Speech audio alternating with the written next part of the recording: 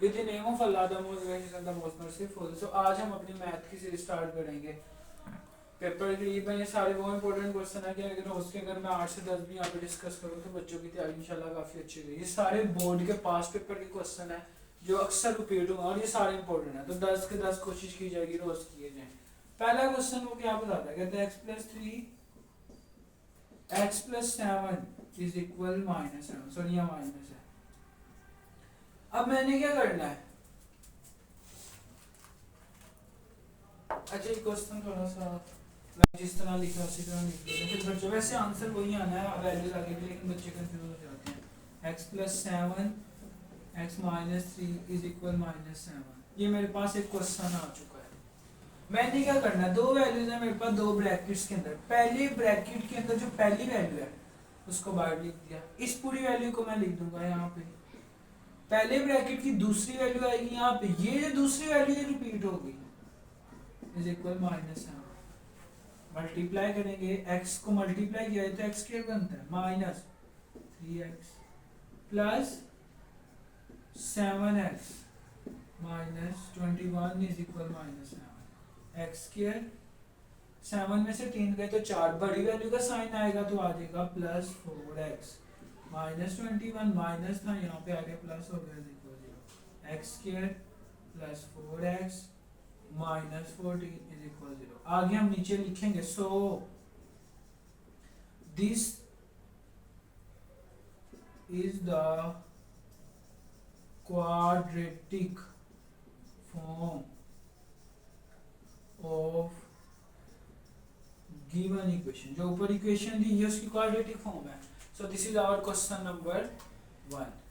Now moving forward towards the question number 2। Question number 2 क्या कहता है हमें, क्वेश्चन नंबर 2 इजी है। 3y square is equal y -5।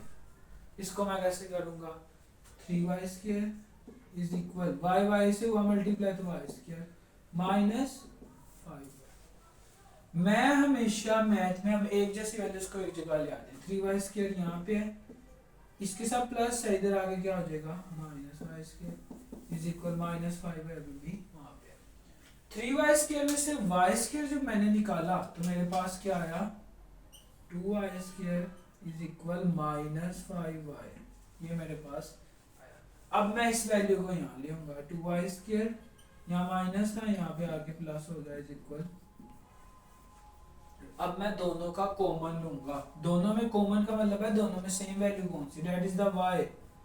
तो यहाँ पे अब y जो बाहर आया यहाँ पे कितने y थे टोटल, दो, एक एक से कटा तो एक y आ गया प्लस 5 था, अंदर एक मतलब अंदर एक है वो बाहर आ गया तो इज इक्वल 0। अब मैं नीचे लाइन लगाऊंगा, इस वैल्यू को पहले इससे करूंगा फिर इससे, y की वैल्यू 0 आ गई।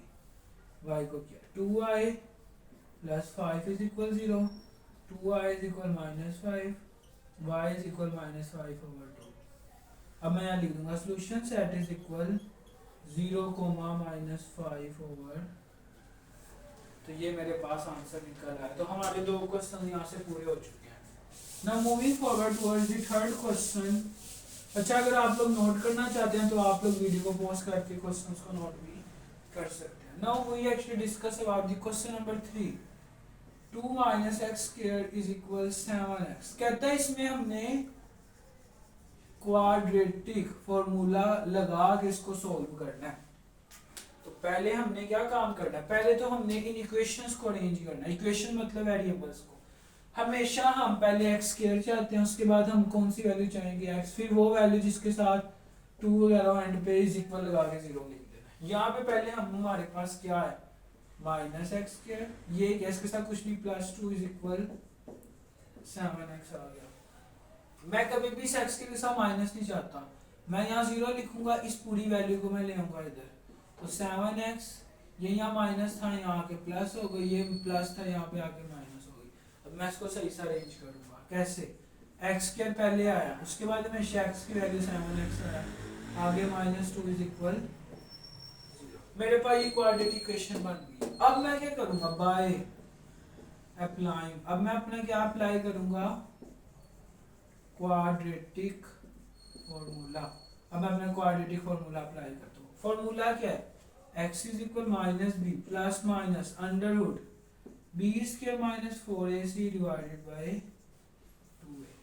अब ये करने के बाद मैं अपनी वैल्यूज लिखूंगा। a की वैल्यू क्या है?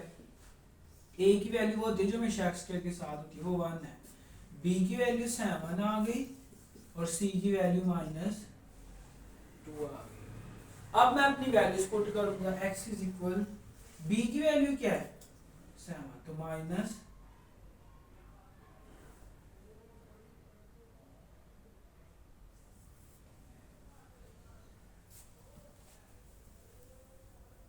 अंडर रूट b की वैल्यू 7 है स्क्वायर माइनस 4, a की वैल्यू 1 है, c की वैल्यू माइनस 2 है डिवाइडेड बाय 2, a की वैल्यू 1 है।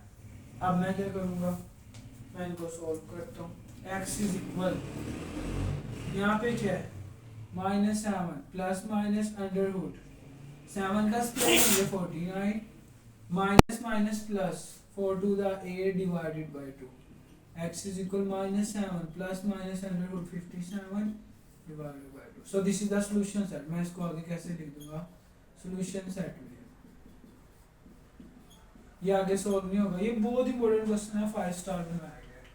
सो ये हमारा क्वेश्चन नंबर 3 हो गया। इसको भी आप लोग नोट कर सकते हैं। Now moving forward toward the question number 4। अगर हम क्वेश्चन नंबर 4 की बात करें, क्वेश्चन नंबर 4 एक इजी सा ही क्वेश्चन है। क्या कहता है? कहते हैं 1 over x plus 4 plus 1 over x minus 4 is equal 3।